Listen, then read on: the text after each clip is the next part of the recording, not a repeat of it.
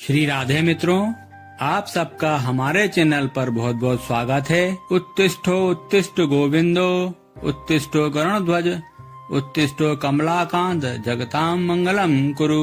आप सबको देव उठनी एकादशी की बहुत बहुत शुभकामनाएं। कार्तिक मास शुक्ल पक्ष एकादशी को विष्णु प्रबोधनी एकादशी, देव प्रबोधनी एकादशी, देव उत्थान एकादशी, देव उथव एकादशी, देव उठनी एकादशी, कार्तिक शुक्ल एकादशी तथा प्रबोधनी एकादशी के नाम से जाना जाता है। यह एकादशी बड़े बड़े पापों का नाश करने वाली होती है।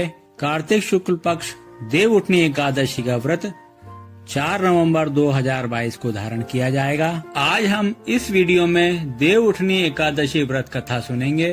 एक राजा के राज्य में सभी लोग एकादशी का व्रत रखते थे। प्रजा तथा नौकर चाकरों से लेकर पशुओं तक को एकादशी के दिन अन्न नहीं दिया जाता था।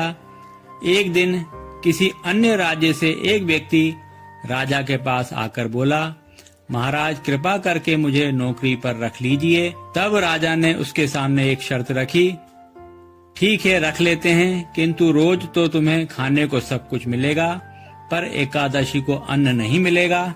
उस व्यक्ति ने उस समय हाँ कर ली, पर एकादशी के दिन जब उसे फलहार का भोजन दिया गया तो वह राजा के सामने जाकर गिड़गिड़ाने लगा, महाराज इससे मेरा पेट नहीं भरेगा, मैं भूखा ही मर जाऊंगा, मुझे अन्न दे दीजिए।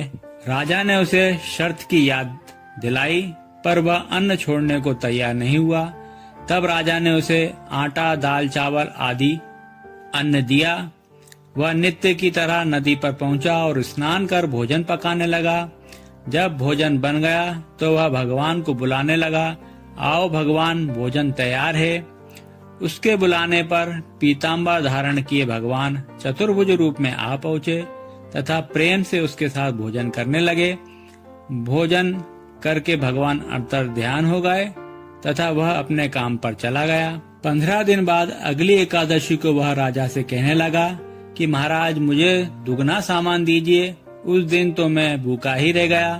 राजा ने कारण पूछा तो उसने बताया कि हमारे साथ भगवान भी खाते हैं, इसलिए हम दोनों के लिए सामान पूरा नहीं पड़ता है। यह सुनकर राजा को बड़ा ही आश्चर्य हुआ। वह बोला, मैं नहीं मान सकता कि भगवान तुम्हारे साथ खाना खाते हैं। मैं तो इतना व्रत रखता हूँ, पूजा करता हूँ, पर भगवान ने मुझे कभी दर्शन नहीं दिए। राजा की यह बात सुनकर वह बोला, महाराज यदि विश्वास न हो तो साथ चलकर देख लें। राजा एक पेड़ के पीछे छिपकर बैठ गया।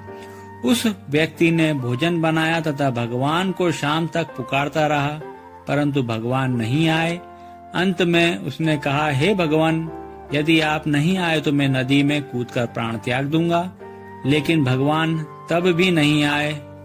जब वह प्राण त्यागने के उद्देश्य से नदी की तरफ बढ़ा, प्राण त्यागने का उसका दृढ़ संकल्प देखकर शीघ्र ही भगवान प्रकट हो गए और उसे रोककर साथ बैठकर भोजन करने लगे।